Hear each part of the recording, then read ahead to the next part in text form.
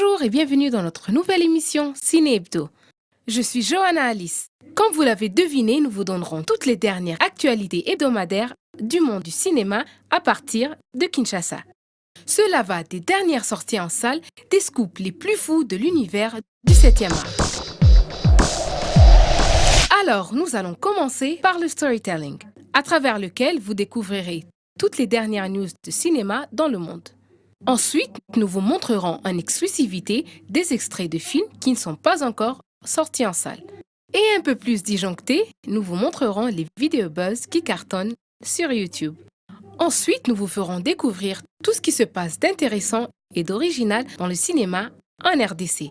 Pour terminer, nous allons conclure notre émission avec un jeu. Pour y arriver, vous allez devoir montrer à quel point vous êtes cinéphile en répondant à l'énigme qui sera posée pour une chance de gagner plein de cadeaux. Tickets de cinéma, crédit Orange, abonnement Canal+, bons de restaurant Thalasso et beaucoup plus. Alors, suivez attentivement notre émission pour doubler vos chances de gagner. Voici ce que nous avons prévu pour le storytelling de cette semaine.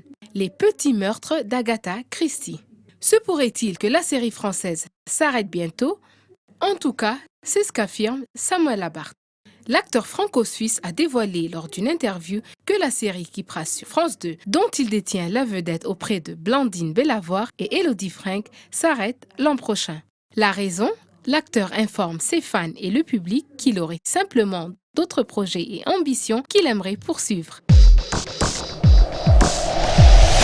Kirsten Dunst enceinte. L'actrice de la série télévisée Fargo a dévoilé en beauté sa grossesse lors d'une série de portraits pour la marque d'habillement Rodart, collection automne-hiver 2018 par le photographe Autumn de Wilde. Âgée de 35 ans, l'actrice américaine attend son premier enfant de Jesse Plemons, son fiancé. Nos félicitations à la future maman. Will Smith et Martin Lawrence de retour après une longue absence. En mars dernier, le producteur américain Joey Carnahan quitte la production du film Bad Boys 3 en raison de désaccords avec le studio.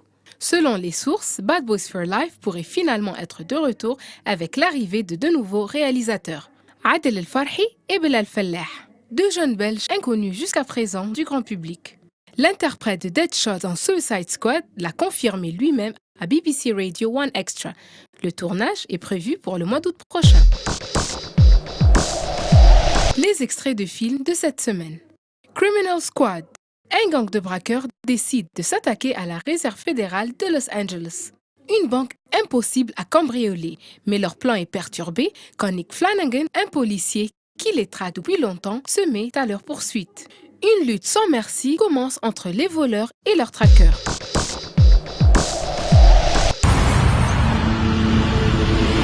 On n'a pas affaire à des voleurs ordinaires, les mecs. Centrale, on nous tire dessus, tous les côtés. La réserve fédérale, la seule banque à n'avoir jamais été braquée. C'est pour ça qu'on va le faire. Criminal Squad est le premier long métrage mis en scène par Christian Gudgast. Même si l'histoire se passe à Los Angeles, pour des raisons financières, le film a été tourné à Atlanta. Un film qui a pour acteurs principaux Gerard Butler et 50 Cent. La sortie est prévue pour le 21 février. Profitant du plus grand ouragan ayant jamais touché les États-Unis, une équipe de braqueurs d'élite infiltre la plus grande réserve de billets des États-Unis. Ils n'ont qu'un seul objectif, un braquage exceptionnel de 600 millions de dollars. Dans la ville désertée, Casey, convoyeuse de fonds, et Will, un météorologiste de génie, vont devoir unir leurs forces pour tenter de les arrêter.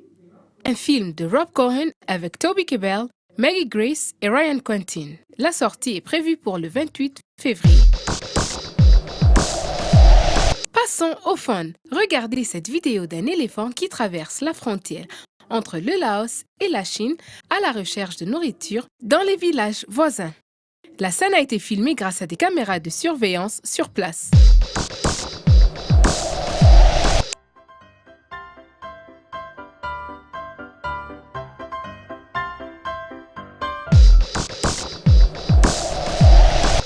L'avant-première du film Black Panther a eu lieu à Kinshasa le mercredi 14 février. Un événement exceptionnel qui se déroule pour la première fois en Afrique centrale et en RDC. Regardez le reportage.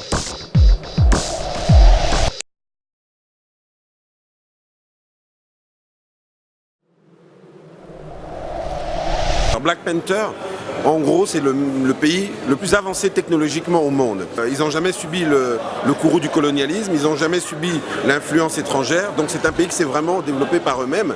Et je pense qu'une bonne manière de montrer cela, c'est aussi par la culture. Et la culture, ça peut aussi se montrer avec des vêtements. Enfin chez nous. De roi tu veux devenir.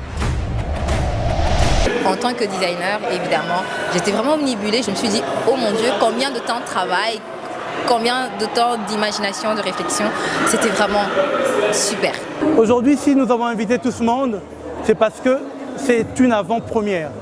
C'est quoi une avant-première? Une avant-première, c'est tout simplement cet événement qui permet aux Congolais aujourd'hui de suivre ce film avant tout le monde. Nous nous alignons sur les États-Unis, nous alignons sur la France, sur l'Europe, avec cette avant-première. Eux qui sortent vendredi, nous le sortons pour une fois aussi au Congo, le mercredi. En ce qui concerne les films disponibles en salle à Kinshasa, vous y trouverez The Greatest Showman, Horse Soldiers, 50 nuances plus claires, Black Panther et Le Labyrinthe, le remède mortel. Si vous êtes fan de Hugh Jackman, vous tomberez sûrement amoureux de The Greatest Showman. Une biographie musicale qui s'inspire de l'histoire de P.T. Barnum, un entrepreneur de cirque américain qui créa le cirque Barnum. Le film célèbre la naissance du showbiz dans un monde où les rêves deviennent réalité. Un film de Michael Gracie où Zac Efron, Michelle Williams et Zendaya y figurent aussi. Dans Horse Soldiers, le capitaine Mitch Nelson, interprété par Chris Hemsworth, a été choisi pour une mission secrète en Afghanistan, s'engage à aider les Afghans à lutter contre les talibans. 50 nuances plus claires. Anastasia et Christian, qui forment un couple solide, ont tout pour être heureux. L'amour, la fortune et un avenir prometteur. Anna apprend à vivre dans le monde luxueux de Christian, tandis que lui s'efforce de se détacher de son obsession du contrôle et d'oublier son passé. Mais est-ce que leur bonheur durera? C'est ce que le couple craint quand Jack Hyde, l'ancien patron d'Anastasia, débarque avec une nouvelle qui pourrait détruire leur relation. Alors, quelle nouvelle, Anna? Jack, vous voulez quoi? Pourrait-il s'attendre à un happy ending? C'est ce que vous découvrirez. Notre émission touche presque à sa fin. Mais avant de vous quitter, nous allons passer à notre jeu. Regardez attentivement l'image et dites-nous de quel film provient-elle. Communiquez vos réponses par téléphone ou sur WhatsApp. Ce sera tout pour aujourd'hui. Merci de nous avoir suivis et rendez-vous la semaine prochaine pour un nouvel épisode de Ciné Hebdo. Au revoir et bon week-end.